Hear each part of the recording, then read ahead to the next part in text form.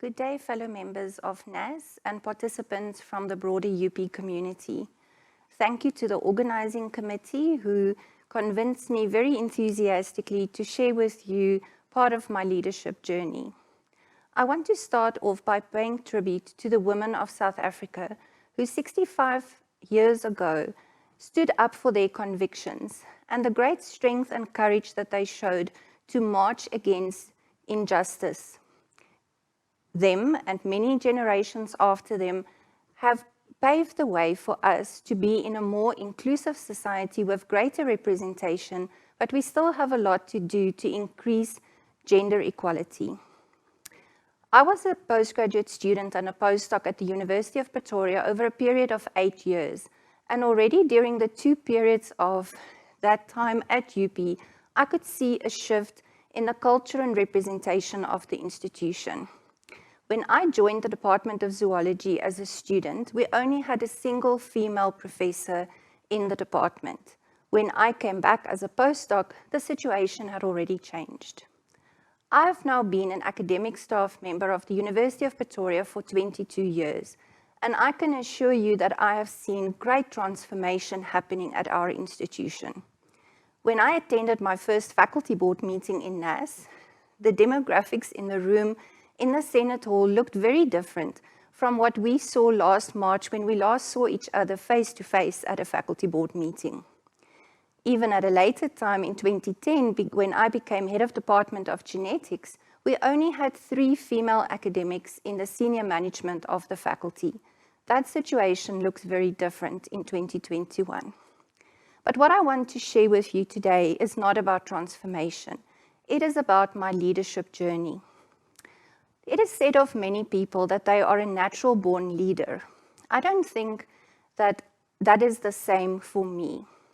Over a very long period in my study career and then in my professional career, leadership was not really on my radar.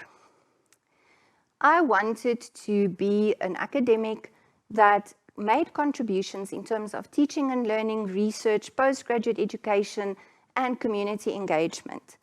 I found an academic home in the Department of Genetics in 1999. That department was characterized by mutual respect between colleagues, irrespective of your academic rank, and taking shared responsibility to meet the obligations of the department. To my surprise, in 2009, several of my colleagues approached me and asked me whether I would consider making myself available to apply for the position of head of department when Professor Henk Huysman stepped down after 23 years of leading the department. I felt very unsure initially because I didn't know whether I had the characteristics to be able to take on such a huge responsibility. But I took that leap of faith, knowing that I had the support of my fellow department members. Then in 2013, I had the privilege to participate in the university's program for academic leadership. That was the first time in my life where I had a personality test done. And each of us got a color, and I was a little bit concerned when I was the only amongst 12 of us who ended up in the green quadrant. I didn't quite know what that meant. Later, we got detailed reports of our personality analysis, and it turns out that I ended up in that quadrant because I have an almost equal share of people orientation and task orientation. But my people orientation was just that little bit higher, and that is why I ended up in green and most of my other colleagues were actually in the blue quadrant. The description for my personality type is a supportive coordinator, and I think that describes me as a leader. My success is not about me.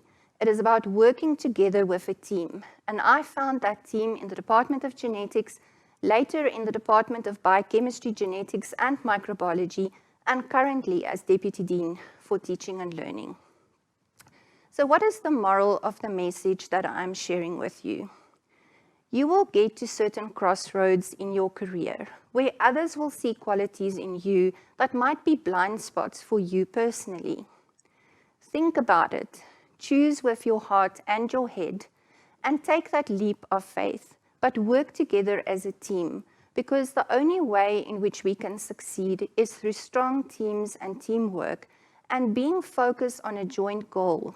And in our case, that is the UP 2025 plan and excellence in teaching, research, and community engagement and doing work that matters. I have personally found fulfillment in working towards that goal.